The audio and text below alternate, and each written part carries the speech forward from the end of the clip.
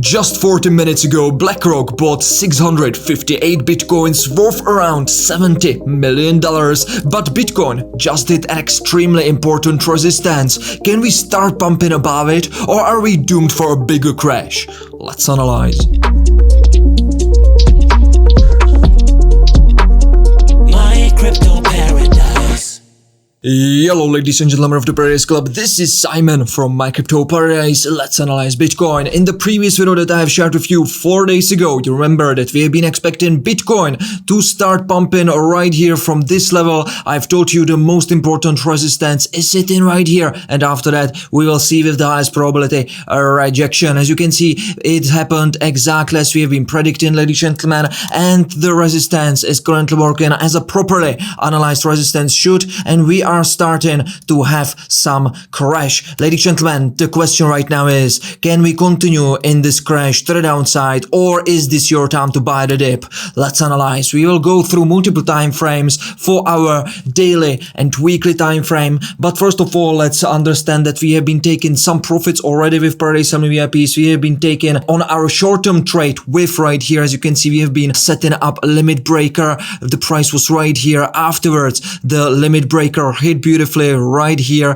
We have got an entry, ladies and gentlemen, and we have currently taken target 3, alright, on Wifcoin. If we take a look at Bitcoin day trade, ladies and gentlemen, we have been already taking the profit from our long position, and the current situation is that we have been looking at short position, and I can reveal to you the information that we have been already securing some short positions already right here at this resistance, and we are securing stop loss to break even. And right now we will analyze if the price can continue to keep going down, what's the probability of that, or if this is your time for a reversal. Ladies and gentlemen, let's first of all start with understanding what happened with the liquidation. As you can see, the most of the crypto noobs, I would say, because they have been in over leveraged long positions, they have been entering the long positions since the top. As you can see, the liquidity zone got thicker and thicker, right? And after that, the market makers just took an advantage out of it, and they have liquidated all of them. Right now, some liquidity pool is above us, but much juicier, it's below us at around $105,000, ladies and gentlemen. If we take a look at the fear and greed index that you can monitor with me on our website, mycryptoparadise.com, we can see that we are reaching on 1 hour time frame the magical number 20. As you know, the 20 usually is working as a bottom signal. It did right here and right here, and the 80 is working as a top signal right here, right here, right here, and right here. If we shift our focus on 4 hour time frame, we can see that we have been topping from that level 80, right, beautifully, and right now we are trying to reach that number 20, which is basically from our special fear and greed index around an extreme fear. All right, so not fear and greed indexes that you can see on the internet are analyzed properly. Some are not moving at all, some are moving wrongly. We are using AI to analyze the data from social media platforms, and as you can see, the 80-20 points is working pretty well, right? 80 right here worked as a top, 20 right here as a bottom, and right here as well. So you can monitor that with me on our website, mycryptoparadise.com. It's for free. If you take a look at the trading sentiment, we are basically reaching this important zone of interest, ladies and gentlemen. But let's right now put our focus into technical analysis. As you know, we are using multiple things. In this video, I will be mostly sharing with you the Elliott wave count. So we have been in the previous video going through the weekly time frame. On the ultra high time frame chart, you know exactly what's going on. With the highest probability, we are already entering the first wave of an impulse, which is subdividing itself into 5 smaller waves. Right now, I do believe we are finishing the first wave of that motive mode. All right, so if we take a look at our daily time frame, you can see beautifully the zigzag that been finished, ladies and gentlemen, by the C wave that basically finished 5 moves to the upside. 1, 2, 3, 4, 5 right here. After we have broke the previous low right here, ladies and gentlemen, we have closed this candle, this daily candle below it, and that basically told us that we are starting the next move to the downside, and we are about to have a reversal of a trend with the highest probability. So right now we are in the first wave. This is a demand zone, 1.618 Fibonacci retracement level that I have been analyzing with you weeks ago when the price of Bitcoin was right here. As you can see, it it so far worked perfectly, ladies and gentlemen. We are finishing the first wave. We will be talking about the subwaves, and after the first wave is finished, ladies and gentlemen, from lower prices or from this demand zone, we will start creating the secondary wave, which will retest the VPVR and all of these resistances. And however, the most important confluence is from the weekly time frame, because we will be reclaiming this channel right here and turning the previous support into a resistance, right? So we will need to have this kind of retest before continuation lower, and from the Elliott wave perspective, it will be the secondary wave. Let's right now take a look what's going on right here. We are seeing the bullish divergence because the price action so far created lower low, right? Lower low on the price action, but on the MACD histogram, we have created a higher low. Once we got this bullish cross, the blue line starts crossing the red line, ladies and gentlemen, this bullish divergence is going to be confirmed, and basically we might start going to the upside, creating the secondary wave. Let's take a look right now what's going on with the subwaves, ladies and gentlemen. Let's take a look what's going on the 4-hour time frame. As I have been sharing with you already, on this price action to the upside, we have been spectating the volume dropping. This is always a warning sign, ladies and gentlemen. When the price action is going to the upside, hitting some resistance, you are like a hawk watching the volume, all right? And as you can see, the volume was dropping right here with the price action going towards this resistance. That was a confirmation of a bearish sign, all right? And as you can see, it started to drop. This was one of the reasons why, because basically the bulls got weaker and weaker approaching the resistance. Together with that, we have saw the bearish divergence on RSI. Yeah, we have been creating higher highs. The momentum was there, but the price action wasn't able to create a higher high. So basically it told us somebody big, some market makers are distributing on that buying liquidity from the crypto noobs, all right?